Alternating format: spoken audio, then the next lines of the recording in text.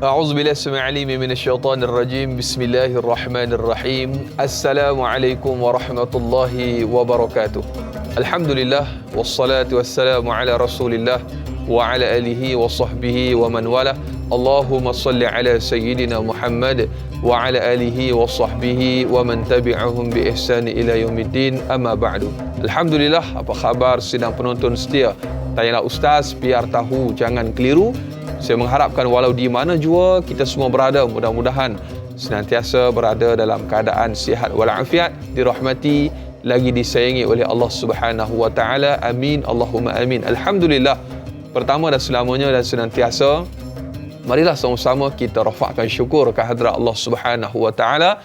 Alhamdulillah atas limpah kurnia hidayah daripada Allah Subhanahu wa taala dapat sama-sama lagi kita kembali dipertemukan pada pagi ini semestinya dalam rancangan Tanyalah Ustaz, biar tahu jangan keliru bagi edisi pada hari ini 7 Disember 2021 juga bersamaan dengan 2 Jamadil Awal 1443 Hijri dan tajuk yang sekiranya cukup menarik untuk sama-sama kita diskusikan, kita bincangkan pada pagi ini iaitu dalam pengajian hadis calon terbaik penghuni kubur. Siapakah calon terbaik tersebut? Kita akan bicarakan, kita akan kupas panjang lebar pada pagi ini bersama dengan tetamu undangan kita, bintang ilmuwan kita yang berbahagia Ustaz Firdaus Subhi. Assalamualaikum Ustaz. Waalaikumsalam warahmatullahi wabarakatuh. Terima kasih Ustaz atas kesudian sama-sama pada pagi ini. Terima kasih dapat bertemu sekali. Alhamdulillah, dan saya pun kira dah lama tak digandingkan bersama dengan yang berbahagia Ustaz, dan semestinya Ustaz banyak perkara akan kita kongsikan berkenaan dengan pengajian hadis kita pada pagi ini, calon terbaik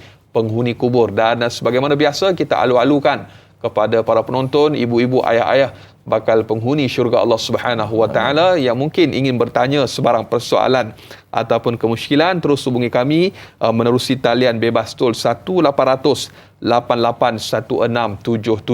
atau paling mudah terus sahaja tinggalkan soalan anda menerusi ruangan komen di Facebook Tanyalah Ustaz TV3. Dan jangan lupa kita bersiaran serentak menerusi TV3 dan TV9. Di TV9 kita lanjutkan 30 minit siaran tambahan sehingga jam 8.30 pagi. Jadi terus dia menonton sehingga ke hujung rancangan. Dan jangan lupa bagi yang menonton menerusi FB Live untuk tekan butang kongsi, sebar luaskan, mudah-mudahan bermanfaat insya-Allah. Dan kita saksikan terlebih dahulu Ustaz slide ataupun yang bingkisan yang kita sediakan iaitu hadis yang menjadi panduan untuk topik kita, perbincangan topik kita pada pagi ini, iaitu daripada Ibnu Umar radhiyallahu anhu. Beliau berkata, baginda Nabi Muhammad sallallahu alaihi wasallam pernah memegang sebahagian daripada tubuhku seraya bersabda, "Wahai Abdullah, jadilah kamu di dunia ini seakan-akan orang asing atau seorang pengembara, dan persiapkanlah dirimu sebagai calon penghuni kubur." Hadis riwayat Tirmizi nombor 2333. Ini adalah satu hadis daripada baginda Nabi sallallahu alaihi wasallam yang bakal menjadi tunjang perbincangan topik kita pada pagi ini, dan saya serahkan kepada yang bagi Ustaz untuk mukadimah topik. Fayatafadhal mashkura. Assalamualaikum warahmatullahi wabarakatuh. Assalamualaikum warahmatullahi. Alhamdulillahi rabbil alamin wassalatu wassalamu ala asyrafil anbiya'i wal mursalin wa ala alihi wa sahbihi wa man da'a bi da'watihi wastanna bi sunnatihi wa jahada fi sabilihi ila yaumiddin. Thumma amma ba'd. Terima kasih kepada saudara moderator Da'i Anas, seterusnya kepada seluruh kru Tanyalah Ustaz. Tidak lupa kepada sahabat-sahabat, teman-teman para penonton yang turut serta dalam program ataupun rancangan Tanyalah Ustaz pada pagi ini. Mudah-mudahan tuan-tuan dan puan-puan sekalian, para penonton yang dikasihi dan dirahmati Allah, Allah terus menceriakan kehidupan kita pada pagi ini dengan keberkatan yang kita mulakan dengan majlis-majlis ilmu seumpama ini, dan mudah-mudahan memberikan manfaat kepada kita dalam sepanjang baki kehidupan yang Allah Subhanahu wa taala kurniakan. Topik kita bicarakan pada pagi ini, Masya Allah, satu topik yang cukup penting, yang walaupun belum berlaku tapi pastinya kita akan menemui akan topik yang kita bicarakan. Kita nak mencari calon terbaik penghuni kubur. Yang kita nak bicarakan ini bukan cerita tentang soal keseronokan, bukan cerita tentang soal kegembiraan, tapi ceritanya adalah berkaitan tentang soal apakah kita akan selamat di saat ketika kematian kita telah pun menjemput kita, dan di saat ketika sahabat, saudara-saudara kita, anak pinak kita telah mengusung kita sehinggalah sampai ke dalam kubur ketika itu, apakah kita akan berasa dalam keadaan selesa, ditinggalkan dalam keadaan bersendirian, ataupun kita akan berasa sedih kerana saudara-saudara kita telah meninggalkan kita, harta telah meninggalkan kita, segala kebahagiaan yang ada di dunia sedang melarikan diri, yang tinggal hanyalah kita bersama dengan amalan-amalan. Para penonton yang dikasihi dan dirahmati Allah, hadis yang diambil riwayat daripada Imam At-Tirmizi daripada Abdullah ibn Umar radhiyallahu anhuma, yang satu ketika Rasulullah sallallahu alaihi wasallam memegang bahu Sayyidina Abdullah ibn Umar radhiyallahu anhu, dan kemudian Rasulullah bersabda, kun fid dunya ka'annaka gharibun aw 'abiru sabilin wa 'udda nafsaka fi ahli al-qubur. Jadilah kamu di dunia ini gharibun, iaitulah manusia yang asing. Dan yang kedua, ataupun sebagai musafir. Memberikan gambaran kepada kita dunia yang kita kejar tidak selama-lamanya akan berada bersama dengan kita, dan akhirnya dia akan meninggalkan kita. Serupalah kita sebagai seorang yang kalau kita berada di negara asing, saat ketika itu bukan harta yang kita cari, saat ketika itu bukan kenderaan yang akan kita kumpulkan ataupun rumah-rumah yang akan kita bina ketika itu, tetapi kita hanya sekadar mengambil apa yang diperlukan untuk dibawa ke perkampungan kita yang asal, tempat kembalinya kita.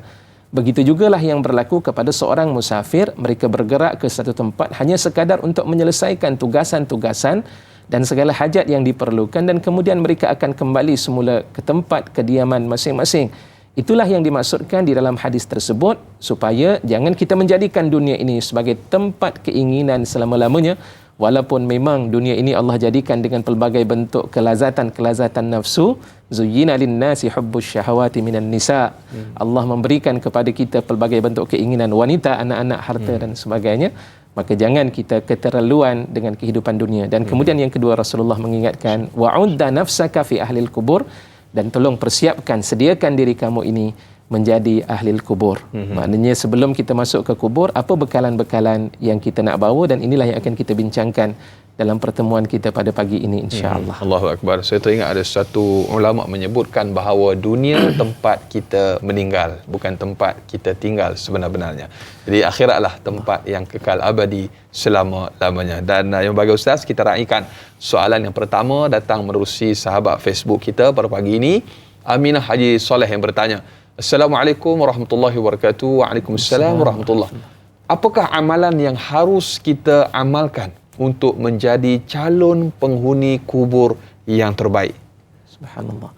Terima kasih kepada Puan Aminah atas soalan tersebut. Apakah amalan yang perlu kita lakukan agar kita tercalon menjadi penghuni kubur yang terbaik nanti? Subhanallah.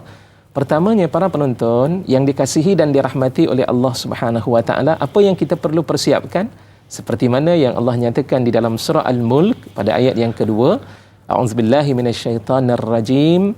Alladzi khalaqal mauta wal hayata liyabluwakum ayyukum ahsanu amala, iaitulah Allah mengatakan Allah menjadikan kematian dan Allah menjadikan kehidupan ini tidak lain adalah bertujuan untuk Allah menguji di kalangan kita siapakah yang terbaik dari sudut mereka melaksanakan amalan-amalan semasa berada di dunia. Apa yang dimaksudkan dengan amalan yang terbaik? Al-Imam Al-Qurtubi rahimahullah di dalam kitab tafsirnya Jami' li Ahkamil Quran itu menyebutkan bahawa yang terbaik itu ada dua syaratnya. Yang pertama, akhlasuha. Kita buat kerja dalam kehidupan kita ini mestilah kita ikhlaskan kerana Allah. Barulah Allah Subhanahu wa taala mengurniakan setiap amalan-amalan yang kita lakukan ini dengan pahala-pahala dan ganjaran-ganjaran yang terbaik dalam saat ketika kita berada di dunia, dan di hari akhirat itulah bekalan dan saham yang akan kita bawa. Dan kemudian yang kedua, kata Imam Al-Qurtubi rahimahullah, iaitulah akhlasuha wa aswabuha. Dan yang kedua, iaitulah amalan tersebut mestilah tepat dan tidak menjadi suatu perkara yang menyebabkan amalan itu tertolak disebabkan kesilapan kita dalam kita beramal. Maka kerana itu kena pastikan bahawa amalan-amalan kita ini betul, kita menunaikan solat dalam keadaan betul, melaksanakan segala perkara yang difardukan oleh Allah dalam keadaan tepat.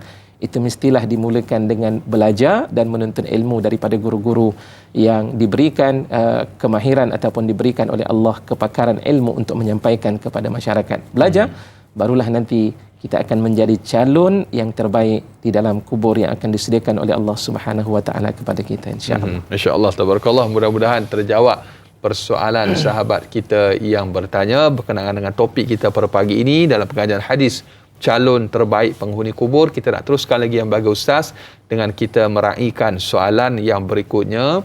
Juga datang menerusi sahabat Facebook kita. Soalan yang kedua, Nur Asikin.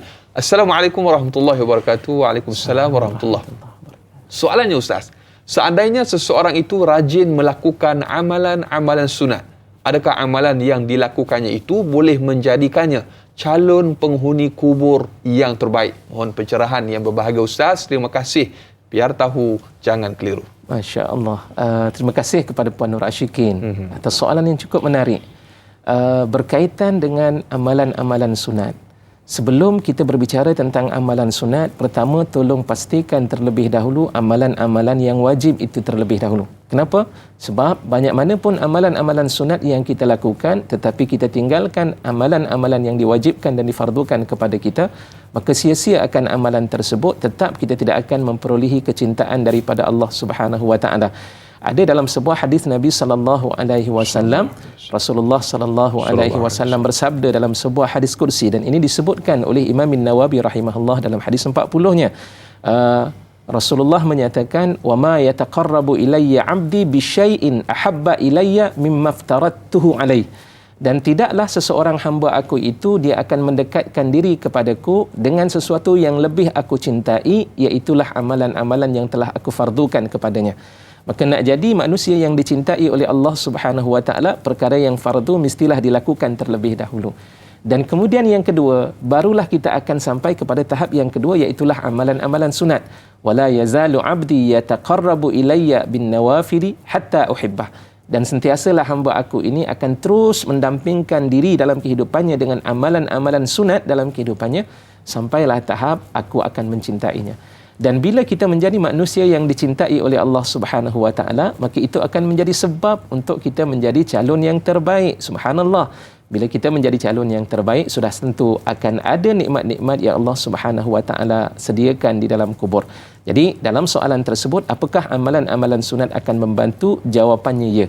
Memang amalan-amalan sunat akan membantu untuk menjadikan seseorang itu akan mendapat pencalonan sebagai penghuni kubur yang terbaik. Dan yang kedua, ada sebuah hadis Nabi sallallahu alaihi wasallam juga di mana Rasulullah sallallahu alaihi wasallam bersabda, "Idza aradallahu bi'abdihi khairan ista'malahu." Apabila Allah Subhanahu wa taala menghendaki sesuatu kebaikan kepada hamba-Nya, maka Allah akan menjadikan dia bekerja. Wakila kaifa yasta'miluhu ya Rasulullah? Dikatakan bagaimana ya wahai Rasulullah dijadikan seseorang itu bekerja? Maka jawapannya para penonton yang dikasihi dan dirahmati oleh Allah Subhanahu wa taala, ada satu jawapan yang menarik. Apa dia? Insya-Allah nanti selepas daripada ini kita akan sambung jawapan tersebut. Masya-Allah, tabarakallah. Ustaz macam tahu kita nak berhenti rehat seketika, dan insya-Allah kita akan kongsikan apakah perkara yang menarik tersebut. Kita berjeda seketika, teruskan menonton Tanya Ustaz. Biar tahu, jangan keliru, kembali bergabung selepas ini.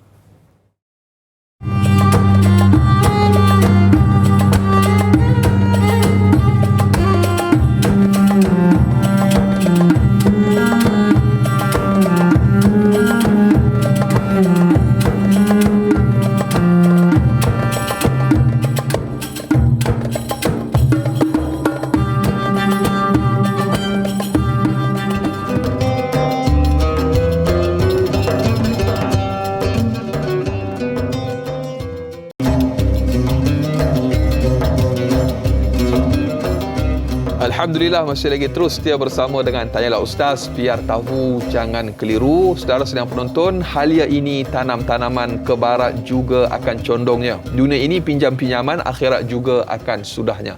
Kita masih lagi bersama dengan yang berbahagia Ustaz Firdaus Subhi. Kita berbicara tentang pengajian hadis calon terbaik penghuni kubur.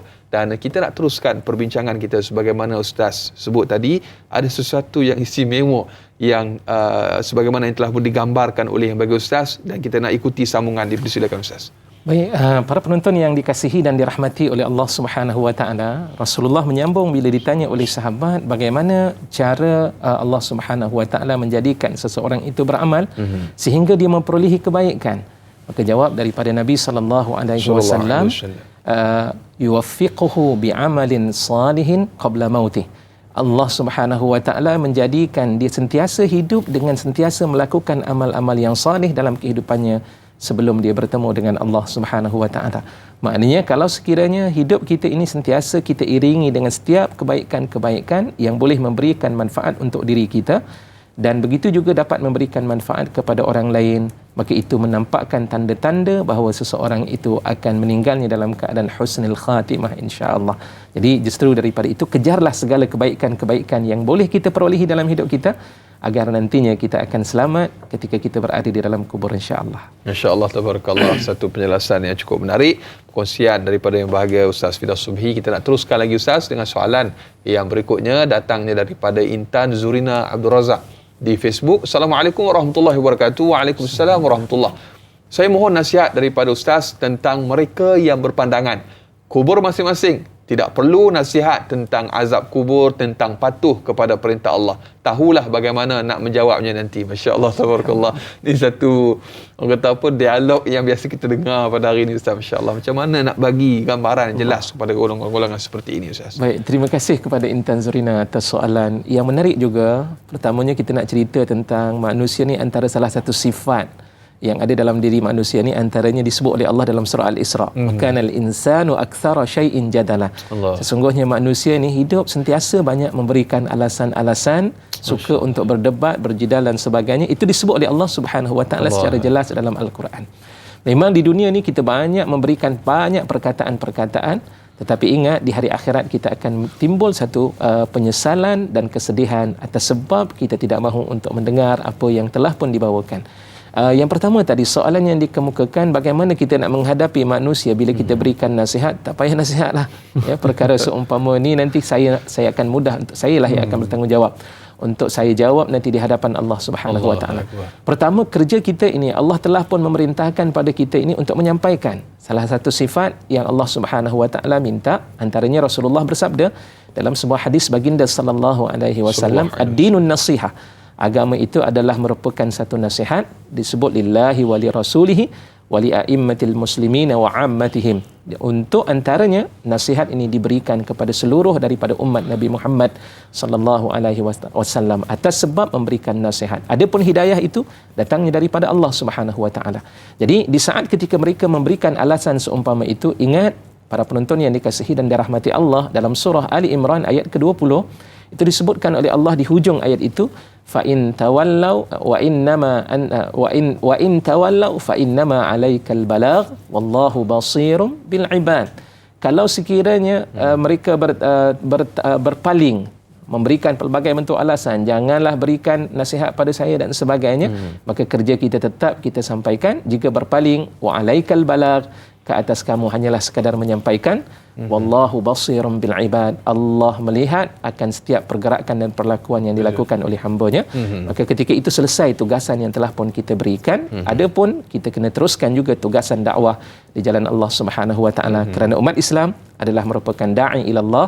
Mereka adalah merupakan pendakwah di jalan Allah Subhanahu wa taala, menyampaikan maklumat-maklumat agama yang telah pun diperintahkan oleh Allah Subhanahu wa taala, kerana ia merupakan tanggungjawab kita bersama. Masya-Allah, tabarakallah. Itulah antara cabaran, mihnah, tribulasi dalam perjuangan mengajak manusia beriman kepada Allah Subhanahu wa taala. Jadi terus dia cuma ada satu je kita minta lah pada setiap orang yang berhadapan seumpama itu, tolong doakan orang yang berkata demikian agar diberikan hidayah oleh Allah. Siangnya berdakwah, malamnya berdoa, bermunajat kepada Allah Subhanahu wa taala. Tangisan yang tulus ikhlas semata-mata kerana mengharapkan redha Allah Subhanahu wa taala. Berikutnya yang bagi Ustaz, kita ada sahabat pemanggil yang pertama di talian pada pagi ini. Halo, Assalamualaikum. Waalaikumsalam warahmatullahi wabarakatuh, Dayana dan Ustaz Firdaus. Okey, soalan saya pagi ini tanya Ustaz. Baik. Bagaimanakah untuk mengatasi kegelisahan di dalam hati kerana takut tak mati, andainya tidak tercapai menjadi calon terbaik penghuni kubur? Itu je soalan saya pagi ini. Terima kasih. Assalamualaikum warahmatullahi wabarakatuh. Assalamualaikum. Waalaikumsalam warahmatullahi wabarakatuh. Terima kasih Cik Ismail Mak Isa dari Sungai Buloh. Subhanallah, soalan yang cukup luar biasa. kegelisahan yang melanda jiwa terkadang perlu diubati. Mungkin ada panduan bagi Ustaz. Allahu Akbar. Para penonton yang dikasihi dan dirahmati Allah, pertama terima kasih kepada Tuan Haji Ismail atas soalan yang menarik juga. Sifat gelisah yang ada pada diri kita itulah sifat orang yang beriman. Allah sebut dalam surah Al-Anfal pada ayat yang kedua juga, Allah mengatakan innamal mu'minuna alladhina idza dzukirallah wajilat qulubuhum wa idza tuliyat alaihim ayatuhu zadatuhum imana wa ala rabbihim yatawakkalun. Dan adapun orang yang beriman itu, siapa orang yang beriman? Innamal mu'minun alladzina idza dzukirallah, apabila diingatkan setiap ayat-ayat Allah, kebesaran-kebesaran Allah Subhanahu wa taala, peringatan daripada Allah, wajilat qulubuhum, hatinya terasa gelisah, hatinya terasa sedih, hatinya terasa gemetar. Dan apabila dibacakan ayat-ayat Allah Subhanahu wa taala, semakin bertambah keimanan mereka dan kepada Tuhan mereka itu mereka berserah diri ataupun bertawakal. Jadi pertama memang bila sebut sahaja gelisah, alhamdulillah, syukur kerana Allah menjadikan hati kita hati yang sentiasa gelisah, memikirkan tentang persoalan masa hadapan kita sebelum kita bertemu dengan Allah Subhanahu wa taala. Dan kemudian yang kedua, apa persiapan yang perlu kita lakukan? Bila kita gelisah, dia tidak boleh kita biarkan kegelisahan itu melanda dalam keadaan demikian. Tapi disebutkan oleh Ibrahim ibn Khawwas rahimahullah, salah seorang ulama yang cukup terkenal, dia kata ada 5 perkara yang perlu kita persiapkan untuk menjadikan hati kita menjadi hati yang tenang. Antaranya disebut di antara 5 itu, yang pertamanya iaitulah membaca Al-Quran dengan cara kita bertadabbur akan ayat suci Al-Quran. Lazimkanlah hidup kita ini dengan baca Al-Quran selalu. Al-Quran inilah yang memberikan ketenangan kepada kita. Rasulullah sedih, Rasulullah bimbang, Rasulullah tertekan dalam hidupnya, tapi Al-Quran itu menjelmakan ketenangan dalam mengharungi setiap kesusahan dan dugaan tersebut. Dan yang kedua disebutkan, iaitulah dengan kita khala'ul batni, kosongkan perut dengan cara kita berpuasa seboleh-bolehnya, ataupun sebahagian ulama mengatakan maksud kosong perut di situ dengan memakan makanan yang dihalalkan oleh Allah Subhanahu wa taala. Dan yang ketiga dengan berqiyamul lail. Kemudian yang keempat iaitulah tadarru', malam kita merintih kepada Allah Subhanahu wa taala atas segala kesalahan dosa dan segala bentuk kealpaan yang ada pada diri kita. Dan kemudian yang kelima iaitulah dengan kita duduk bersama dengan orang-orang yang soleh. Duduk orang yang soleh ada aura dia. Bila kita bersama dengan mereka, ada kebaikan-kebaikan yang akan Allah ilhamkan dan berikan kepada kita. Maka inilah di antara nasihat yang disampaikan oleh Imam Ibrahim ibn Khawwas rahimahullah. Allahu akbar, masya-Allah, tabarakallah. 5 panduan ataupun 5 tips yang cukup luar biasa yang mana mudah-mudahan kita dapat sama-sama aplikasikan, amalkan dalam kehidupan kita. Dan berikutnya yang bagi Ustaz, kita raikan lagi soalan menerusi sahabat Facebook kita, Rosdin Samah, yang bertanya, Assalamualaikum warahmatullahi wabarakatuh. Waalaikumsalam warahmatullahi. Apakah beza di antara orang yang banyak mengingati mati dengan orang yang takut mati dalam menentukan calon terbaik penghuni kubur? Mohon pencerahan Ustaz. Wallahu a'lam. InsyaAllah, tabarakallah. Baik, terima kasih kepada saudara Rosdin atas soalan tersebut. Apa beza di antara orang yang takut mati dan orang yang mengingati akan kematian? Subhanallah. Orang yang takut mati itu adalah sifat seluruh manusia. Betul. Sebab itu saya ingat ada satu ayat Allah Subhanahu wa taala, bila golongan Yahudi ketika itu Bani Israel menganggap dirinya anak Allah. Nahnu abna'ullahi wa ahibba'u. Dia kata kami adalah merupakan anak Allah, kami adalah merupakan kekasih Allah. Sebab itu Allah turunkan kepada kami nabi-nabi dan rasul yang cukup ramai. Bila kami minta pada Allah ma'idatan minas sama, makanan daripada langit, Allah turunkan manna wa salwa sebagai contohnya. Sehingga akhirnya mereka mengaku dirinya adalah kekasih Allah. Bila diminta kepada mereka, fatamannaul mauta in kuntum sadiqin, mintalah, cita-citalah kamu kepada kematian jika sekiranya kamu benar adalah kekasih Allah. Dan dikata kekasih ketika itu, mintalah pada Allah kematian. Maka ketika itu mereka tidak sanggup untuk meminta kematian, sebab mereka tahu bila mereka kembali kepada Allah Subhanahu wa taala, hidup mereka itu pasti akan mendapat kerugian dan kesedihan. Itu yang pertama. Sifat takut mati adalah sifat seluruh makhluk Allah Subhanahu wa taala, termasuklah orang-orang yang beriman pada Allah Subhanahu wa taala. Tetapi ada bezanya bagi orang yang beriman. Di samping mereka tahu dan mereka yakin mereka akan bertemu dengan Allah Subhanahu wa taala, maka mereka perlu untuk memperingati kematian. Dan kerana itu dalam hadis Nabi sallallahu alaihi wasallam, Rasulullah mengatakan, kuntu nahaitukum an ziyaratil qubur, dahulu aku melarang kepada kamu untuk menziarahi kubur, tapi pada hari ini Rasulullah kata, fazuruha, lawatlah akan kubur-kubur tersebut, fa innaha tuzakkirakumul akhirah, dia akan mengingatkan kamu tentang soal kematian kamu nanti di hari akhirat kelak. Kita nak ingat mati ni, apa tujuan kita ingat mati? Tujuan kita nak mengingati mati itu adalah untuk kita menyedarkan diri kita bahawa dunia tidak selama-lamanya akan kita kekal di sana, tetapi sebaliknya tempat yang terbaik yang kita nak bertemu dengan Allah Subhanahu wa taala adalah di hari akhirat kelak. Wal akhiratu khairum wa abqa, dan akhirat itu lebih baik dan lebih kekal. Dan ada juga dalam hadis Nabi sallallahu alaihi wasallam, awwalu manazilil al-qabru awwalu manazilil akhirah. Kubur itu adalah merupakan tempat terawal, destinasi terawal ataupun stesen pertama sebelum nak menuju ke hari akhirat kelak. Ya, alam kita ni dia ada 3, satu alam di dunia, yang kedua alam barzah, dan yang ketiga alam akhirat. Ini yang kita akan tempuhi, tetapi permulaan untuk menuju ke akhirat itu adalah di dalam kubur itu sendiri. Allahu Akbar. Itulah destinasi singgahan pertama. Kalau baik di situ, maka baiklah kedudukan atau perjalanan kita selepasnya itu. Dan mudah-mudahan Allah Ta'ala kurniakan kepada kita yang baik-baik dalam kehidupan kita, khususnya perhentian pertama di alam kubur. Amin, insya-Allah. Dan berikutnya bagi Ustaz dan juga sidang penonton, kita raikan lagi soalan menerusi sahabat Facebook kita, Mak Itun, yang bertanya, Assalamualaikum warahmatullahi wabarakatuh. Waalaikumsalam warahmatullahi. Sebelum jenazah diusung ke liang lahat, wakil keluarga akan berbicara bagi pihak si mati. Seandainya ada jenazah tersebut berhutang yang belum dijelaskan, boleh jumpa kepada ahli keluarga untuk menuntutnya. Soalannya Ustaz, bagaimanakah hutang boleh menjadi seksaan kepada si mati, walaupun si mati seorang yang taat ketika hidupnya? Mohon pencerahan. Terima kasih. Mak Itun dari Pokok Mangga, Melaka bertanya. Baik, terima kasih kepada Mak Itun atas soalan tersebut. Antara permasalahan-permasalahan yang berlaku dalam hidup kita ini, iaitulah antaranya perkara yang berkaitan dengan hutang piutang. Hutang piutang, pertama saya teringat ada sebuah hadis Nabi SAW. Rasulullah ingatkan niat kita kena betul. Ketika kita berhutang, kita akan memulangkan semula apa yang kita hutang. Man akhadha amwalan nas yuridu ada'ahu addallahu bih. Waman Rasulullah mengatakan, barang siapa waman akhadha amwalan nas falam yurid adahu atlafahu Allah. Rasulullah mengatakan, barang siapa yang mengambil harta manusia itu, sama ada dengan meminjam ataupun orang berikan, itu terpulang. Tapi saat ketika kita meminjam, kena ada niat kita nak pulangkan semula, nanti Allah akan permudahkan untuk kita memulangkan semula apa yang kita pinjam.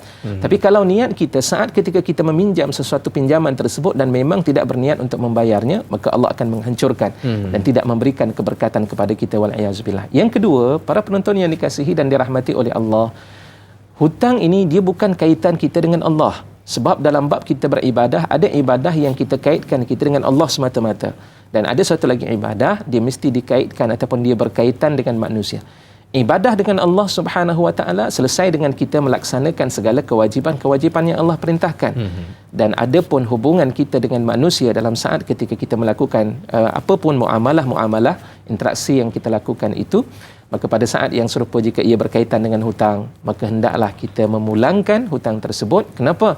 Hadis Nabi sallallahu alaihi wasallam bahawa diri manusia itu akan tergantung-gantung, tidak selesai akan dipersoalkan selagi mana hutang yang ada pada diri kita itu tidak selesai. Termasuklah asyahid fi sabilillah. Orang yang berjihad di jalan Allah Subhanahu wa taala, patutnya mereka ini tidak dihisab. Tetapi bila dia berkaitan dengan hutang piutang, para penonton yang dikasihi dan dirahmati Allah, tertangguh terlebih dahulu sehinggalah selesai hutang piutangnya terlebih dahulu. Macam mana nak selesaikan? Pasti tak mampu kita nak bayar, bukan duit yang kita nak bayar, tapi amalan kita yang akan diambil untuk diperjelaskan akan hutang-hutang tersebut. Sebab itu beruntung orang yang bagi hutang, orang tak bayar pun tak apa. Di hari akhirat kelak pahala akan diambil. Jadi justru itu berhati-hati dengan orang yang berhutang, dan mereka yang ingin memberikan hutang, silakan sahaja berikan. Salah satunya Allah akan mempermudahkan urusan dalam kehidupan kita. Dan yang kedua, jika mereka tidak membayar hutang semula, pasti kita akan memperolehi pahala nanti di hadapan Allah Subhanahu wa taala. Allahu akbar, masya-Allah, tabarakallah. Satu penjelasan yang cukup menarik, panjang lebar, dan semestinya banyak lagi akan kita bicarakan yang bagi Ustaz. Jadi terus dia menonton tayangan Ustaz. Biar tahu jangan keliru, kita berjeda seketika, kembali selepas ini.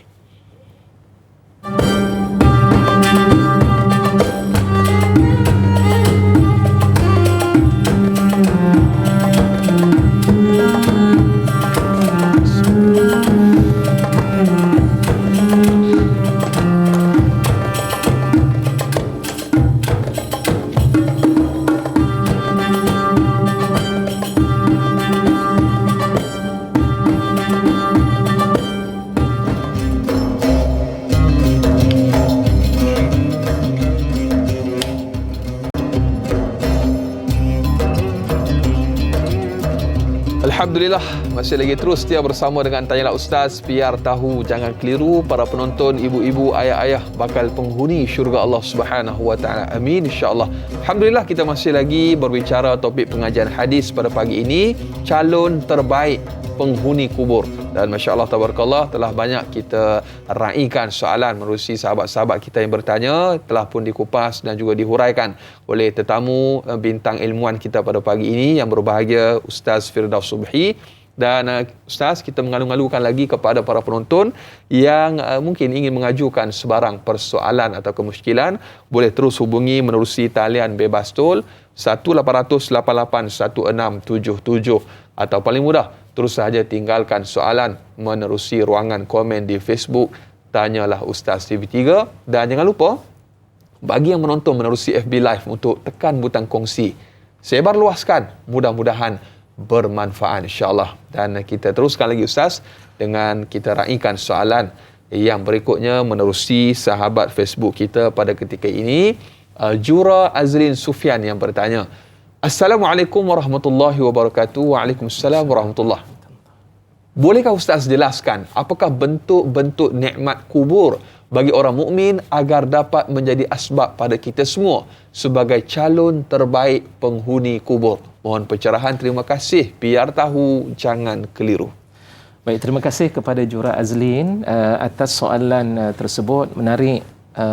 Mudah-mudahan ia memberikan semangat kepada kita untuk persiapkan diri kita sebelum tercalon menjadi ashabil kubur ataupun penghuni-penghuni kubur. Apa sebenarnya nikmat-nikmat yang akan diperolehi kepada mereka yang berada dalam keadaan husnul khatimah? Pengakhirannya adalah pengakhiran yang terbaik sebelum bertemu dengan Allah Subhanahu wa taala semasa berada di dalam kubur. Pertamanya, para penonton yang dikasihi dan dirahmati oleh Allah Subhanahu wa taala, ketika mayat diusung ataupun jenazah diusung ke kubur, dia akan membawa bersama-sama dengannya, yang pertama, ahli keluarganya akan turut serta bersama dengannya, dan termasuklah dengan amalan-amalan yang akan bergerak.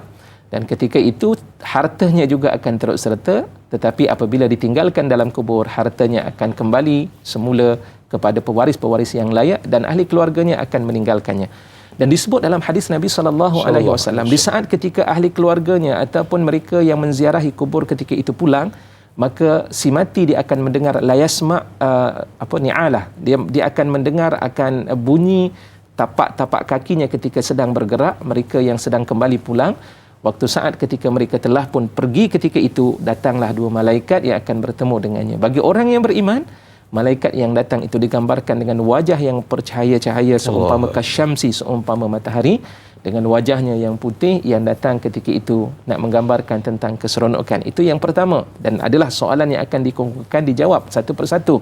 Ya, apa ni disebut man rabbuka, siapa Tuhan kamu? Dijawab Allah. Dan kemudian yang kedua ditanya, madinuka, apa agama kamu? Dijawab lagi, agama aku adalah merupakan Islam, al-Islamu dini. Dan kemudian ditanya lagi, siapakah Rasul kamu yang telah diutuskan kepada kamu? Dijawab Nabi Muhammad sallallahu alaihi wasallam. Satu persatu sehingga lancar. Dan ditanya lagi, daripada mana kamu dapat ilmu tersebut? Ma yudrika, bagaimana cara kamu dapat ilmu tersebut? Adakah kerana kamu dahulu kerana dilahirkan dalam keadaan Islam, kamu mengikut taklid kepada ahli keluarga kamu, ataupun kamu beramal dengan sebab kamu yakin? Lantas dijawab, aku telah membaca Al-Quran dan aku mengimani apa yang ada di dalam Al-Quran tersebut. Subhanallah. Dan pada saat satu persatu dijawab ketika itu, maka pada saat yang serupa, malaikat akan memberikan ketika itu atas arahan daripada Allah, digambarkan kepadanya tentang nikmat-nikmat syurga yang akan diperolehi sebelum mereka memasuki syurga Allah Subhanahu wa taala. Yang kedua, apa yang diberikan keistimewaan kepadanya, di mana kuburnya ketika itu berada dalam keadaan gelap, nawwarahullah, Allah akan memberikan cahaya ke atas kubur-kubur orang yang beriman kepada Allah Subhanahu wa taala. Dan kemudian yang ketiga, bukan sekadar kuburnya itu berada dalam keadaan bercahaya, tapi pada saat yang serupa Allah luaskan kubur, walaupun dalam kita kata cukup-cukup sahaja untuk menempatkan kita, tapi pada saat yang serupa Allah akan meluaskan berdasarkan kepada hadis Nabi sallallahu alaihi wasallam yang diriwayatkan oleh Al-Barra' bin Azib. Itu dikatakan kuburnya akan diluaskan sebanyak 70 zira'an, 70 hasta keluasan dari sudut lebar dan juga panjangnya. Masya Allah, luas dan lebarnya kedudukan tersebut, walaupun dari sudut pandangan mata manusia nampak sempit, tapi Allah meluaskan dengan keseronokan demi keseronokan yang dirasai. Sehingga kan hadis menceritakan waktu itu dia kata apa? Ahli kubur tadi dia kata aqimis sa'ah, ya Rabb aqimis sa'ah. Wahai Tuhanku, tolonglah cepatkan aku ni kepada hari kebangkitan semula, hari kiamat ya Allah. Aku tak sabar-sabar untuk bertemu dengan ahli keluargaku, ahli wa khadami. Aku nak jumpa dengan ahli keluargaku dan aku nak jumpa dengan pekerja-pekerjaku, wahai Allah Subhanahu wa taala. Sebab terlalu ceria dan seronok dengan gambaran-gambaran dan juga keadaan yang Allah Subhanahu wa taala sediakan ketika itu. Inilah dia di antara nikmat-nikmat yang cukup menarik yang perlu untuk kita lihat dan naikkan semangat dalam diri kita agar kita berusaha untuk menjadi ahli kubur yang sentiasa mendapat kebaikan dan nikmat daripada Allah Subhanahu wa taala. Allahu Akbar. Dan bila mana kita sebut tentang pengembaraan di alam dunia ni Ustaz, sebagai seorang pengembara semestinya ada sesuatu yang perlu dipersiapkan dalam rangka pengembaraannya, merentasi ke satu daerah, satu tempat dan sebagainya. Dan sebagai pengembara yang nak menuju Allah Subhanahu wa taala, mungkin ada bekalan persiapan yang perlu kita lakukan. Para penonton yang dikasihi dan dirahmati oleh Allah Subhanahu wa taala, terima kasih Da'i Anas. Apa persiapan yang perlu untuk kita persiapkan dalam diri kita?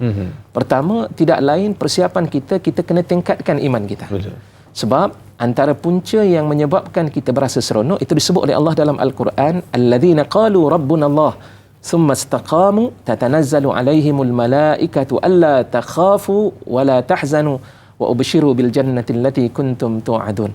Apabila iman kita kuat, mereka yang mengatakan Tuhan kami adalah Allah, itu menunjuk pada iman, keyakinan pada hati kita untuk mengukuhkan dan mempertahankan iman yang ada pada hati ini.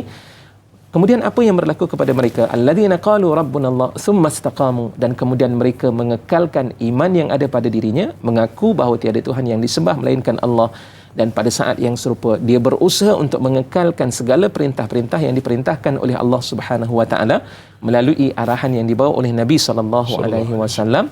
Setelah mereka kekal beristiqamah di dalam ajaran Islam ketika itu, malaikat akan turun di saat kematiannya. Malaikat akan berkata, alla takhafu, janganlah kamu takut tentang soal kematian, seronoklah kamu, wa ubshiru wala tahzanu, dan janganlah bersedih dengan apa yang telah pun kamu tinggalkan, wa abshiru bil jannati allati kuntum tu'adun, dan bergembiralah kamu dengan syurga yang telah pun dijanjikan kepada kamu. Subhanallah, malaikat bagi kepada kita ketenangan untuk kita menghadapi dunia-dunia ataupun menghadapi kehidupan-kehidupan berikutnya sesudah kehidupan kita di dunia ini. Subhanallah. Jadi itu di antara persiapan penting. Betul. Kita nak tingkatkan iman.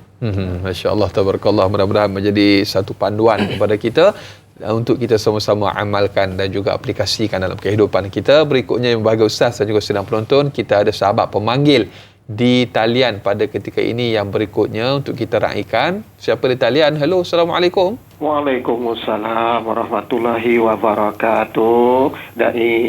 Ini Da'i Anas dan juga Ustaz Firdaus Suhi ya. Saya Umar Abdul Majid dari Felda Cini Timur 3 Pekan Fahang. Assalamualaikum Ustaz dan Da'i. Waalaikumsalam warahmatullahi wabarakatuh.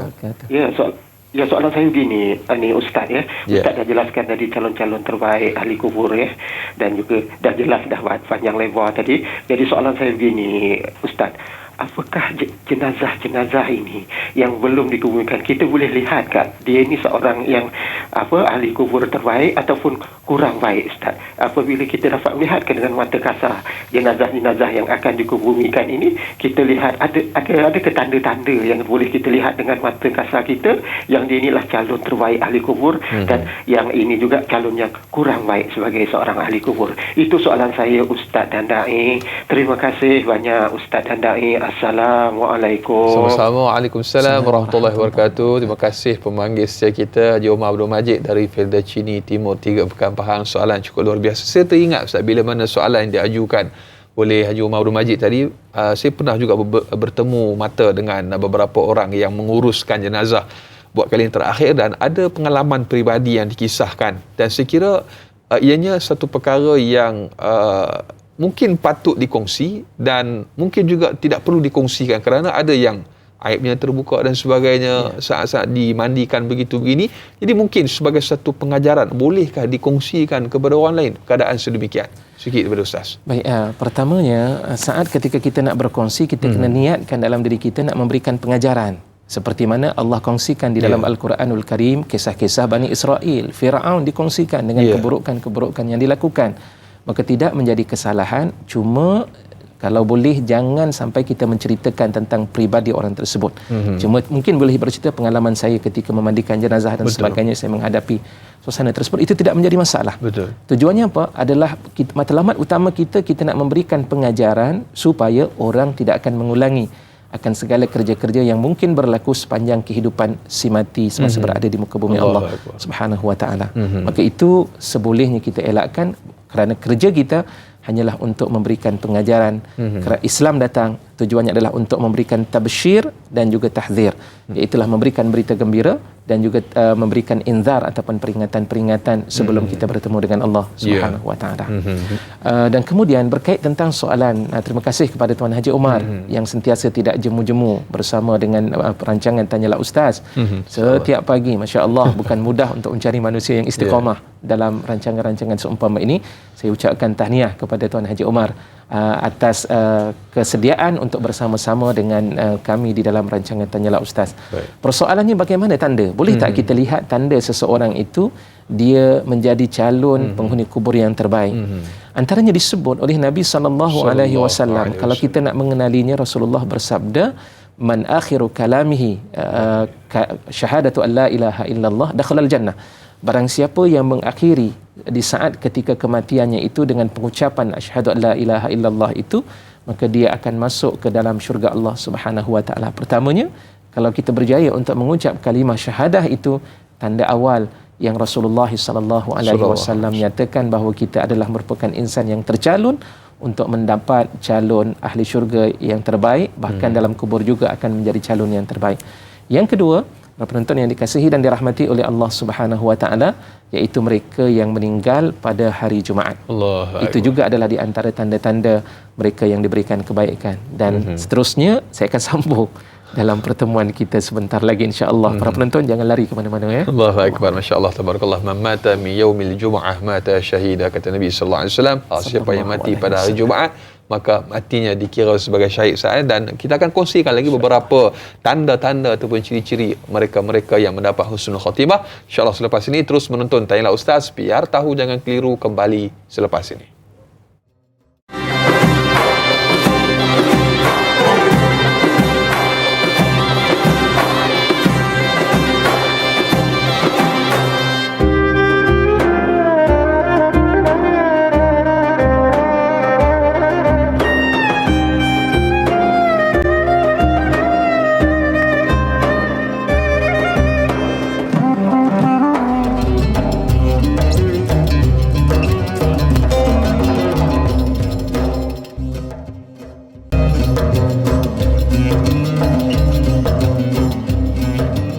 Alhamdulillah.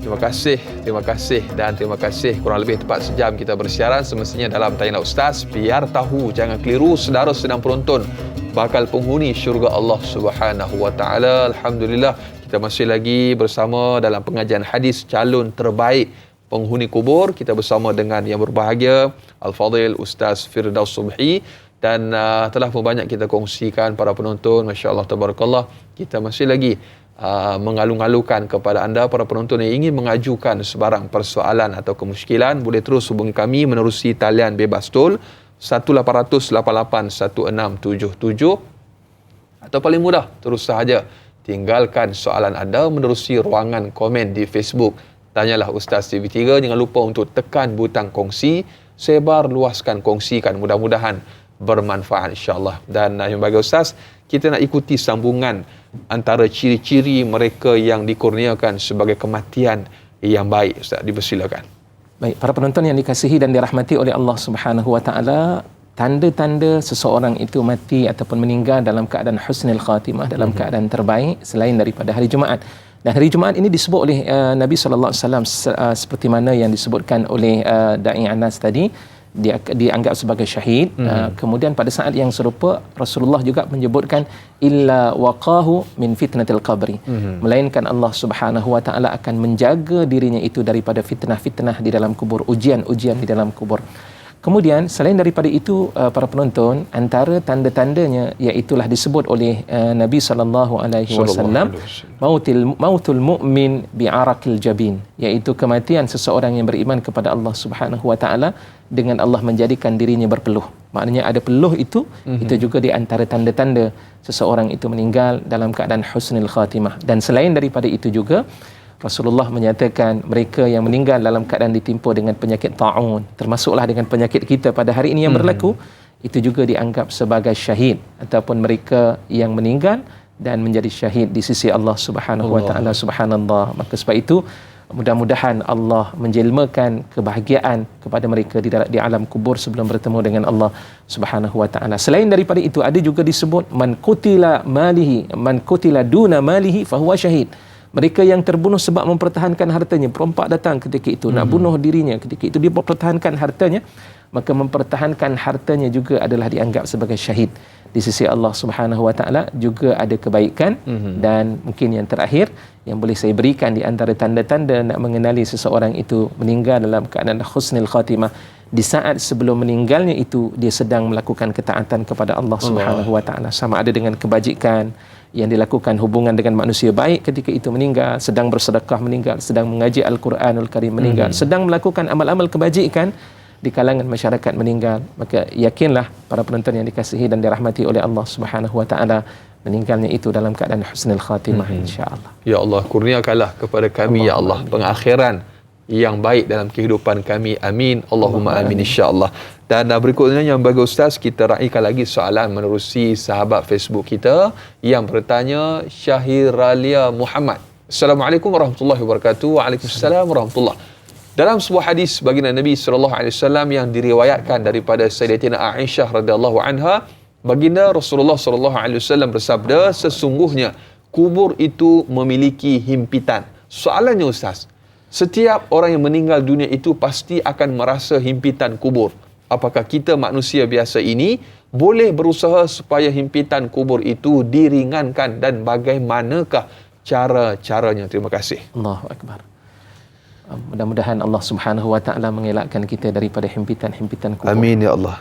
Para penonton yang dikasihi dan dirahmati Allah, terima kasih kepada Puan Syahirah atas soalan yang dikemukakan berkaitan tentang himpitan kubur. Hadis tadi saya tidak habiskan. Satu perbincangan yang menarik apabila malaikat datang, malaikat bertanya satu persatu, soalan-soalan yang dikemukakan dapat dijawab ketika itu akan soalan-soalan yang ditanya oleh para malaikatullah. Malaikat yang disebut dalam satu riwayat disebut dengan nama Munkar dan Nakir, yang akan datang ketika itu dengan wajahnya yang disebut dengan nama wajah yang kebiru-biruan dan matanya yang menghijau ketika itu, yang bagi orang kafir ketika itu sebagai satu azab pada mereka, sementara dia datang kepada orang-orang yang mukmin itu sebagai sekadar ujian, imtihan yang Allah Subhanahu wa taala berikan. Siapa yang sebenarnya mendapat himpitan kubur? Bukan semua daripada kalangan ahli kubur itu akan dihimpit. Orang yang beriman, orang yang telah membekalkan dirinya dengan kebahagiaan, iaitu dengan amal-amal yang saleh, itu adalah merupakan orang yang selamat daripada himpitan kubur tersebut. Sementara mereka yang akan mendapat himpitan kubur, mereka yang tidak bersiap sedia dengan amal-amal saleh sebelum bertemu dengan Allah Subhanahu wa taala.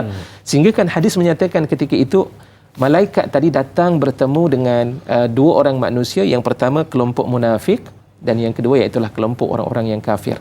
Orang-orang munafik dan juga orang-orang kafir ketika itu ditanya, madinuka, disebut dalam hadis dalam keadaan dia tergagap-gagap untuk menjawab ketika itu, dan kemudian dia kata, la adri, aku tak tahu apa agama aku. Siapakah Tuhan kamu? La adri, aku tidak tahu. Siapakah Rasul kamu? La adri, semuanya tidak tahu ketika itu. Dan apa yang berlaku? Didatangkan kepadanya mitraqah min hadid, iaitu didatangkan satu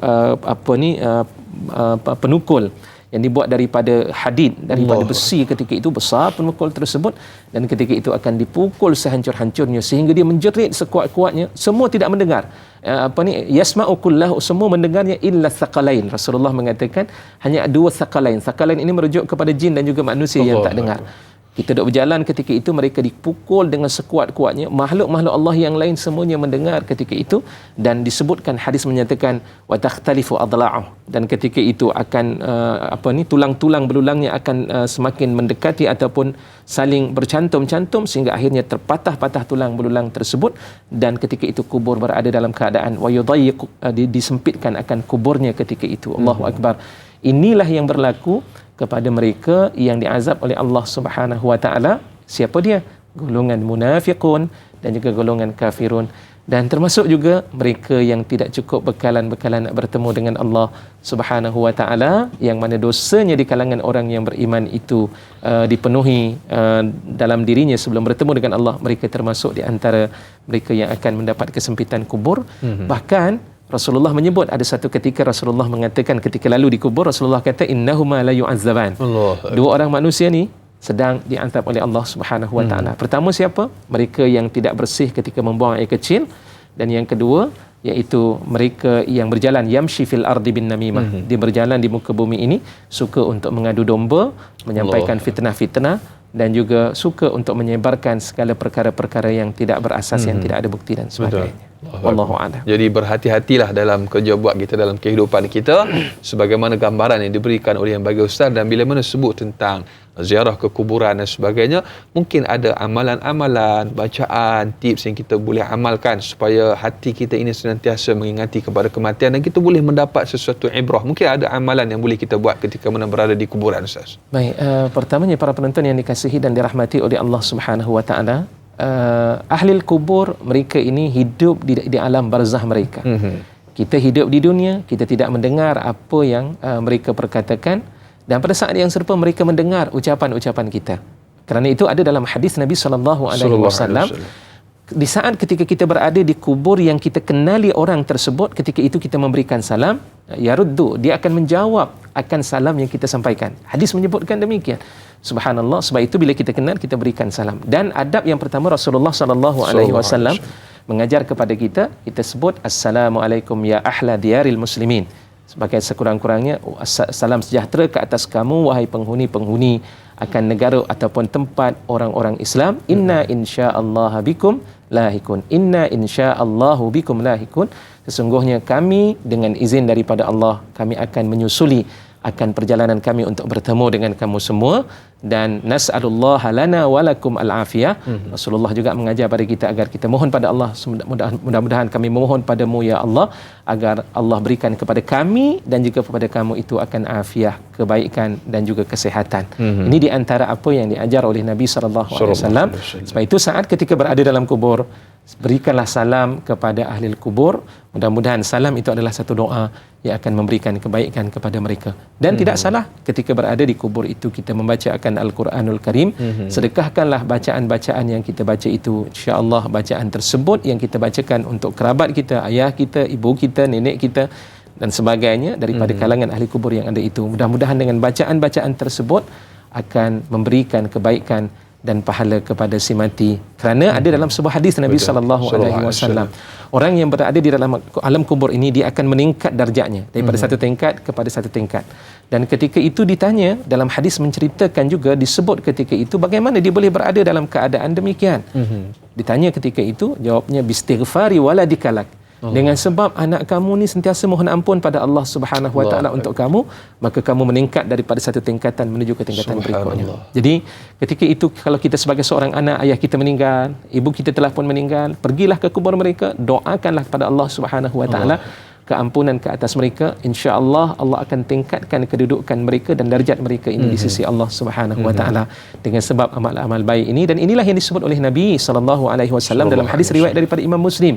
Bila meninggalnya anak Adam, salah satu di antara perkara yang Allah berikan kegembiraan kepada seorang yang telah meninggal, iaitulah waladun salihun yad'ulah, seorang anak yang soleh yang sentiasa mendoakan kebaikan-kebaikan dan mengambil perhatian atas pemergian ayah ataupun ibu mereka. Wallahu a'lam. Masya-Allah, tabarakallah. Sebab itu kita beruntung kerana para alim ulama kita khususnya di Malaysia, kita bermazhab Imam Syafi'i, kita ada ulama yang telah pun menyusun malam Jumaatnya kita melakukan tahlil dan juga yasin, disedekahkan, dihadiahkan, disampaikan kepada jenazah ataupun arwah-arwah yang telah pergi. Ini satu amal yang cukup baik untuk kita teruskan sampailah kepada anak-anak generasi kita pada masa akan datang, insya-Allah. Dan sebenarnya Ustaz, banyak lagi akan kita kongsikan, tetapi masa amat mencemburui kerana kita akan tamat siaran kita di TV3 dan sambung lanjutan 30 minit siaran tambahan di TV9. Jadi terus dia menonton Tanyalah Ustaz, biar tahu jangan keliru, kembali bersua di TV9 selepas ini.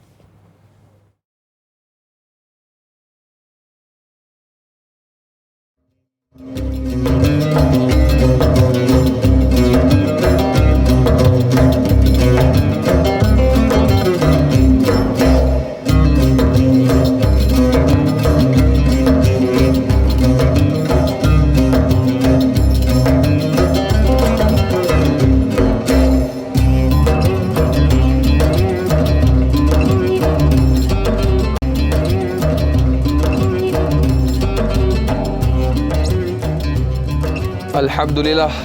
Terima kasih kepada para penonton, ibu-ibu, ayah-ayah bakal penghuni syurga Allah Subhanahu wa taala. Kembali bersua kita dalam Tanyalah Ustaz, biar tahu jangan keliru, lanjutan 30 minit siaran tambahan di TV9. Dan untuk pengajian hadis kita pada pagi ini, masih lagi topik kita calon terbaik penghuni kubur. Kita bersama dengan bintang ilmuwan masih lagi yang berbahagia, Ustaz Firdaus Subhi.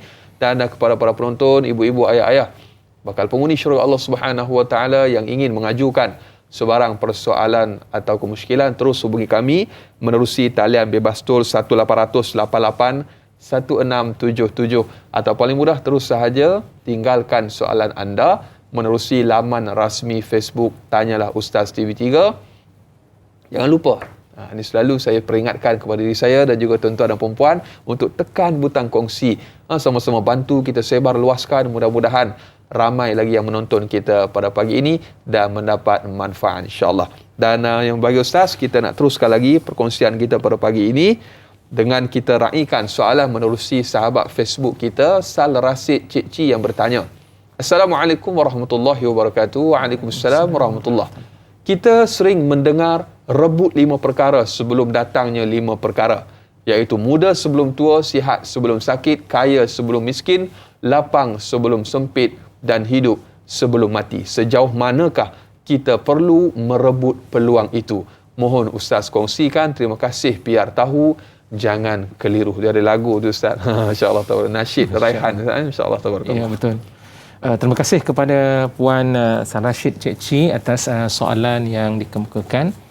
Memang dalam hadis tersebut, sebenarnya hadis itu diriwayatkan oleh Imam Al-Hakim dan juga Imam Al-Baihaqi, di mana Rasulullah sallallahu alaihi wasallam bersabda, "Ightanim khamsan qabla khamsin."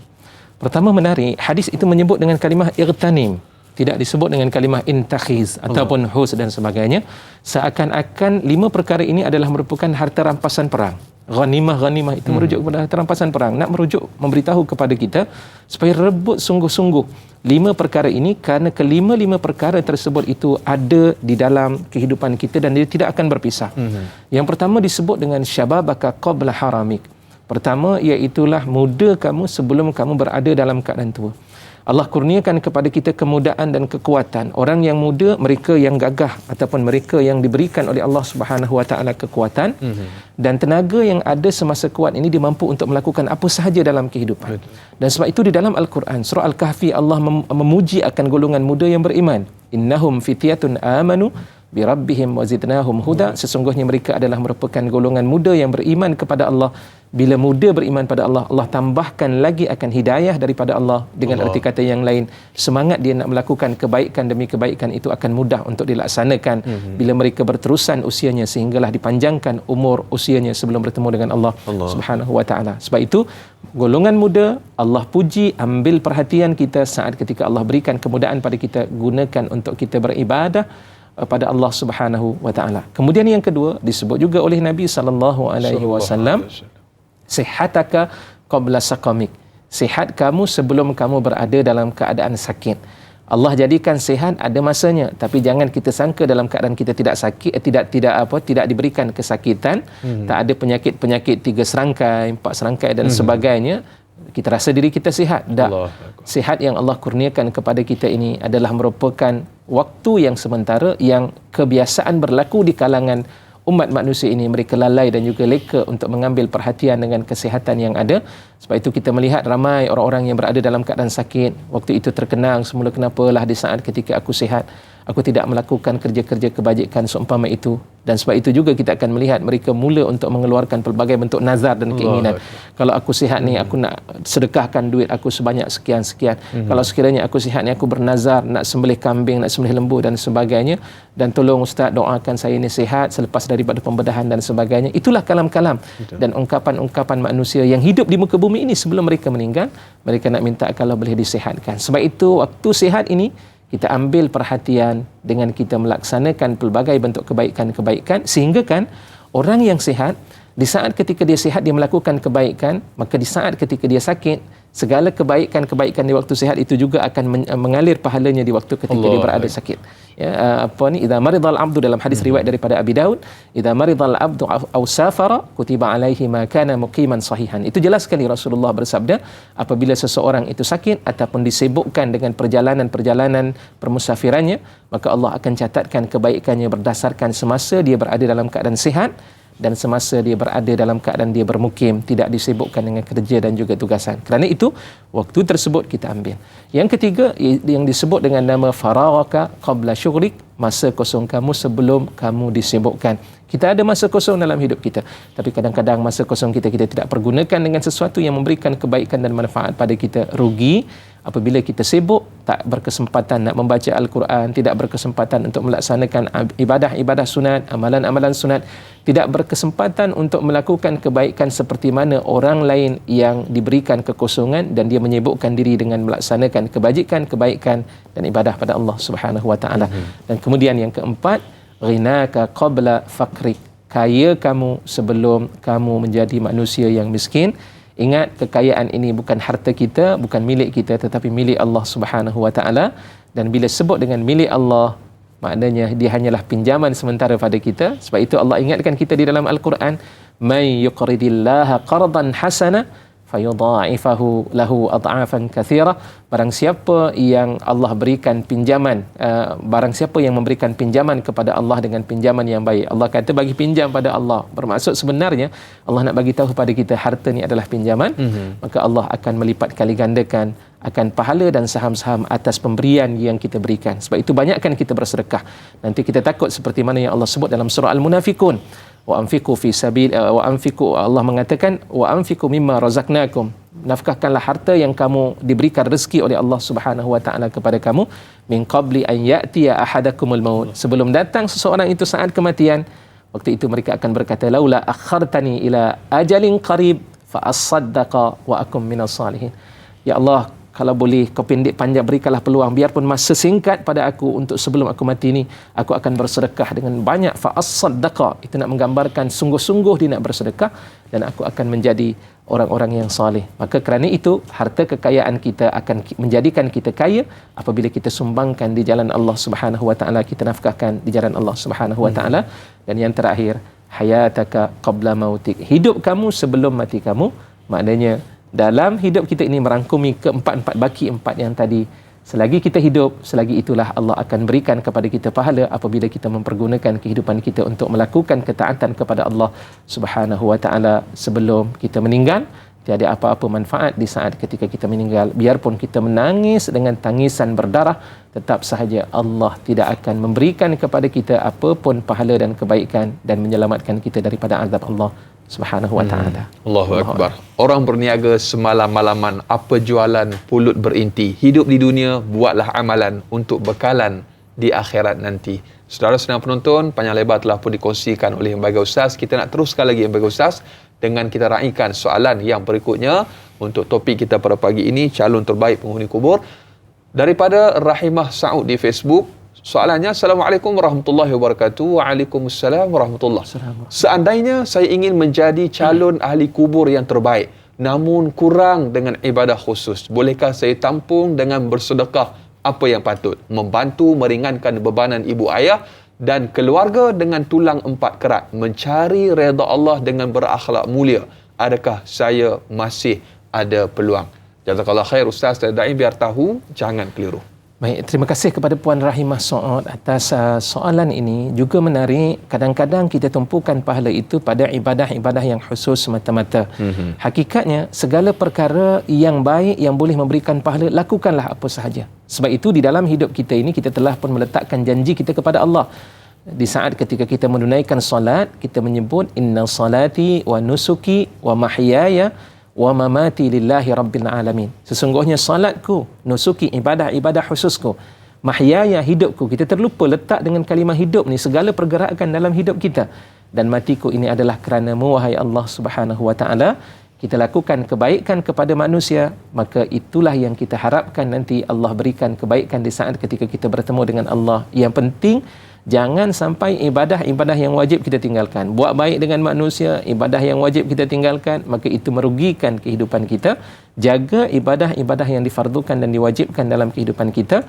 Tambahkan ibadah sunat, sama ada dengan amalan-amalan khusus yang berkaitan dengan ibadah secara khusus ataupun amalan ibadah yang disebut secara umum pada setiap kebaikan-kebaikan yang kita lakukan kepada manusia. Sebab Islam ini dia meletakkan kebaikan dan pahala itu bukan hanya sekadar ibadah khusus, tapi dia berkait dengan hubungan sesama manusia. Bahkan Rasulullah sallallahu alaihi wasallam pernah menyebutkan Allah Subhanahu wa taala akan membantu seseorang hamba maka al abdu fi auni akhi, ya, selagi mana seseorang hamba itu dia membantu akan saudaranya yang berada dalam keadaan susah dan memerlukan bantuan. Jadi selagi kita berikan kepada mereka, pahala akan terus mengalir dan juga menjalar. Bahkan termasuk dengan senyuman kita untuk menyelesaikan kekusutan dan kesedihan saudara kita, kita senyum kepada mereka, itu juga dianggap sedekah. Tabassumuka fi wajhi akhika sadaqah, senyum kamu pada wajah saudara kamu itu adalah sedekah di sisi Allah. Sebab itu pada setiap kebaikan yang kita buat, jangan dianggap sebagai kecil. Yang kecil itu sebenarnya dia memberikan pahala yang besar di sisi Allah Subhanahu wa taala. Masya-Allah, tabarakallah. Mudah-mudahan terjawab persoalan sahabat kita yang bertanya, dan banyak lagi akan kita kongsikan. Terus setia menonton Tayalah Ustaz, biar tahu jangan keliru, kembali bergabung selepas ini.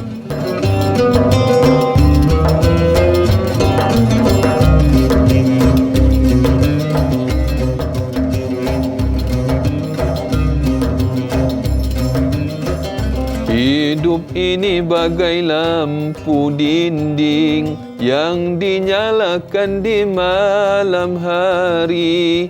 Apabila minyak sudah kering, ia kan pasti padam sendiri. Apabila minyak sudah kering, ia kan pasti padam sendiri. Allahumma salli ala sayyidina Muhammad wa ala ali sayyidina Muhammad. Saudara sedang penonton, alhamdulillah masih lagi kita setia bersama dengan Tayalah Ustaz, biar tahu jangan keliru, sehingga ke hujung rancangan pada pagi ini untuk kita sama-sama teruskan perkongsian kita calon terbaik penghuni kubur, dan kita masih lagi bersama dengan yang berbahagia Ustaz Firdaus Subhi untuk kita teruskan dengan soalan kita yang berikutnya bagi Ustaz daripada Umi Hani di Facebook. Assalamualaikum warahmatullahi wabarakatuh. Waalaikumsalam warahmatullahi. Dalam surah Yasin ayat 52 yang bermaksud, aduhai celakanya kami, siapakah yang membangkitkan kami daripada kubur, tempat tidur kami? Soalannya Ustaz, bagi orang yang kufur ingkar, yang tidak percaya akan hari kebangkitan, apakah maksud tidur yang dikatakan mereka itu? Adakah panggilan itu bermulanya azab kubur untuk mereka? Mohon pencerahan Ustaz, biar tahu jangan keliru. Gambaran begitu Ustaz. Baik, terima kasih kepada Ummi Hani atas soalan yang dikemukakan. Apakah yang dimaksudkan dengan dalam surah Yasin pada ayat ke-52 itu? Allah menyebutkan, ya wailana man ba'athana min marqadina hadza ma wa'ada ar-rahmanu wa sadaqal mursalun. Jadi ayat itu adalah merupakan ayat nak menggambarkan tentang kecelakaan yang akan diterima kepada golongan orang-orang yang kafir, termasuklah mereka yang akan menerima azab daripada Allah Subhanahu wa taala. Kenapa? Mereka menyangkakan bahawa sesungguhnya ketika berada di dalam kubur itu, mereka mengingati bahawa itulah sebenarnya kesudahan yang berlaku kepada mereka. Hanya sekadar merasai azab itu dengan melihat dan menonton. Sebab orang-orang yang tidak beriman kepada Allah itu diperkuatkan dengan surah Ghafir pada ayat 46. Allah Subhanahu wa taala sebut an-naru yu'raduna 'alaiha ghuduwan wa 'ashiyya wa yauma taqumus sa'atu adkhilu ala fir'auni asyaddal 'adzab. Dalam ayat tersebut Allah mengatakan bahawa pada setiap hari ketika itu, setiap roh-roh orang-orang yang kafir, khususnya kepada cerita pada Fir'aun dan juga pengikut-pengikutnya ketika itu, setiap hari mereka akan dipaparkan tayangan-tayangan tentang azab api neraka Allah Subhanahu wa taala, ghuduwan wa 'ashiyya, waktu pagi sehinggalah sampai kepada waktu malam. Allah. Bahkan itu jugalah yang disebut oleh Nabi sallallahu alaihi wasallam dalam hadis yang lain, riwayat daripada Imam Al-Bukhari dan juga riwayat daripada Imam Muslim, inna ahadakum idza mata urida alaihi maq'aduhu fa in kana min ahli al-jannah famin ahli al-jannah wa in kana min ahli an-nar famin ahli an-nar. Rasulullah mengatakan setiap seorang daripada kamu di saat ketika dia meninggal, maka ketika itu akan dipaparkan baginya tempat duduknya nanti semasa dia berada di hari akhirat kelak. Kalau dia daripada ahli syurga, dipaparkan tentang syurganya, dan kalaulah sekiranya dia daripada ahli neraka, akan dipaparkan tayangan-tayangan berkaitan dengan azab yang akan diterima oleh mereka itu setiap hari sebelum mereka itu akan dibangkitkan di hadapan Allah Subhanahu wa taala. Maka ahli neraka tadi, mereka ingat itulah dia selesai duduk di pembaringan. Marqad itu artinya kubur, tempat mereka berbaring ketika itu. Jadi mereka merasakan bahawa itulah yang akan dirasai nanti, dan mereka merasakan itulah azab yang akan diperolehi dalam neraka. Rupa-rupanya bukan hanya sekadar paparan dan dibangkitkan ketika itu. Mereka kata, ya wailana, cilakalah kami. Siapa yang bangkitkan kami daripada tempat tidur kami? Kami ingat itulah hukuman yang Allah berikan. Rupa-rupanya tidak. Mereka akan merasai akan segala ancaman-ancaman yang diberikan oleh Allah.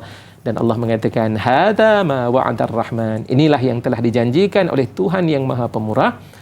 Wa sadaqal mursalun, dan benarlah kata-kata yang disampaikan oleh para rasul yang telah pun menyampaikan wahyu-wahyu daripada Allah Subhanahu wa taala kepada mereka. Jadi ayat itu sebenarnya merupakan satu sindiran pedas kepada mereka golongan orang kafir, sebab semasa mereka berada di dunia, mereka mengatakan in hiya illa hayatunad dunya wa ma nahnu bimab'utsin. Sesungguhnya hidup kami hanya di dunia, kami tidak akan dibangkitkan semula. Mereka merasakan itu sahaja. Rupanya tidak. Mereka akan dibangkitkan semula setelah mereka dihancurkan dalam kubur, dan mereka akan bertemu dengan Allah Subhanahu wa taala. Di saat itulah mereka akan menyesal kerana tidak mempersiapkan dirinya dengan kebaikan demi kebaikan dan amal-amal soleh yang dibawa, apatah lagi dengan soal keimanan kepada Allah Subhanahu wa taala. Bila iman sudah tidak ada, maka di situ akan menjadi sebab utama untuk Allah Subhanahu wa taala tidak menerima mereka. Masya-Allah, tabarakallah. Dan berikutnya Ustaz, soalan berkaitan dengan surah Al-Mulk daripada Aiman Aizulin di Facebook. Assalamualaikum warahmatullahi wabarakatuh. Waalaikumsalam warahmatullahi. Apakah ada kaitan membaca surah Al-Mulk setiap malam dengan menjadi calon terbaik penghuni kubur? Mohon pencerahan Ustaz. Terima kasih. Biar tahu, jangan keliru. Baik, terima kasih kepada saudara Aiman atas soalan tersebut. Surah Al-Mulk ini juga dia dikenali sebagai surah Al-Munjiyah. Kenapa dinamakan dengan nama Al-Munjiyah? Kerana surah ini dapat melepaskan seseorang itu daripada azab kubur. Jadi amalkan bacaan tersebut. Mereka yang membiasakan di waktu malamnya. Rasulullah sallallahu alaihi wasallam, di antara nasihat yang Rasulullah berikan kepada sahabat, ada dua surah yang diamalkan di waktu malam yang dibaca oleh Nabi sallallahu alaihi wasallam. Yang pertama iaitulah surah Al-Mulk, dan kemudian yang kedua adalah surah Al-Insan. Ini di antara surah yang dibaca, surah As-Sajadah yang dibaca oleh Nabi sallallahu alaihi wasallam. Rasulullah minta pada kita supaya kita baca akan dua surah tersebut. Maknanya surah Sajadah ni bukan hanya pada pagi Jumaat, tapi dia juga antara surah yang dianjurkan kita baca.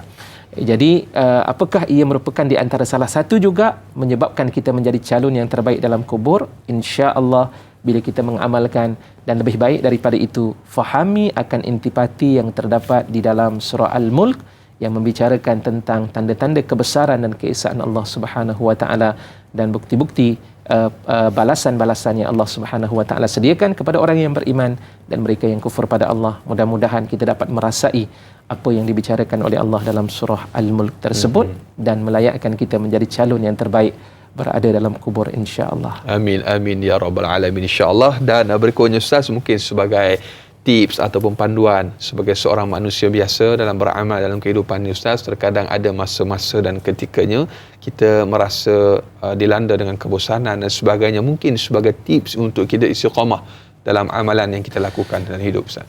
Para hadirin yang dikasihi dan dirahmati Allah, Rasulullah menyebut dalam hadis, in likulli amalin syirrah wa likulli syirratin fatrah. Setiap daripada amalan itu ada waktu cergasnya, Dan setiap daripada waktu cergas itu ada kalanya kita akan ditimpa dengan kebosanan untuk kita melakukan amalan. Apa yang perlu kita lakukan? Saya nak ambil satu kata-kata yang pernah disebutkan oleh Sayyidina Umar Al-Khattab.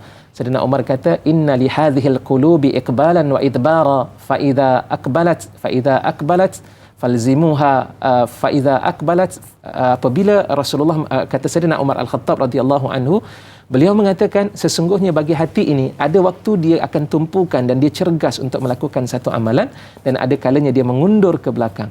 Dan di saat diberikan kecergasan, fakhudhuha bin nawafil, maka ambillah segala bentuk amalan-amalan sunat dalam kehidupannya. Isi saat ketika kita cergas, buat amalan-amalan sunat setelah kita melakukan amalan fardu.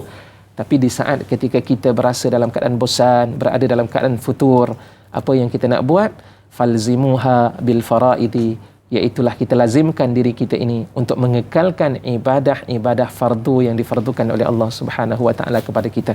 Saat ketika kita bosan, fardu jangan ditinggalkan, tetapi ketika kita berada dalam keadaan cergas, lakukan dan tambahkan setiap kebaikan-kebaikan dan perkara-perkara serta amalan-amalan sunat dalam kehidupan kita. Insya-Allah kita akan sentiasa berada dalam manhaj dan juga fitrah Allah Subhanahu wa taala, insya-Allah.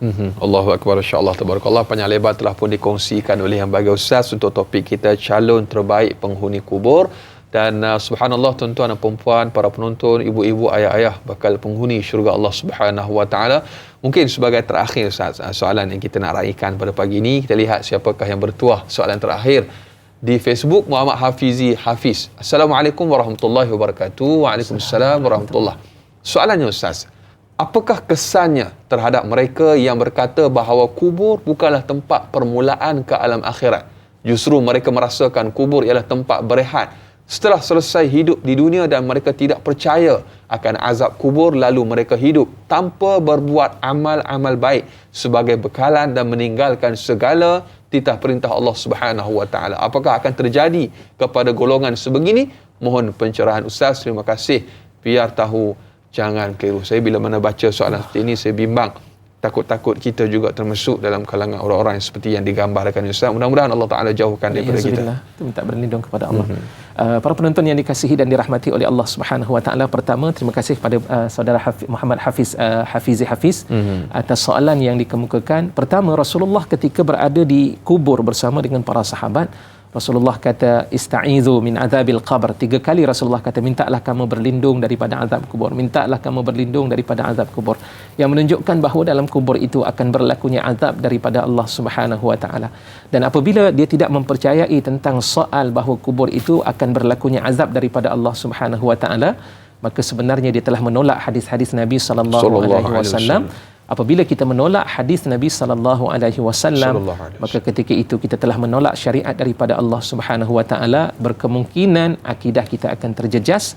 Bila akidah terjejas, fahabitat a'maluhu, maka amalan-amalannya itu akan menjadi sia-sia semasa berada di dunia. Ditambah lagi tadi dengan soalan, dia kata tempat ataupun kubur itu tempat berehat, lantas dia tidak melakukan amalan. Subhanallah. Kata-kata ini serupalah dengan kata-kata orang yang tidak beriman kepada Allah Subhanahu wa taala.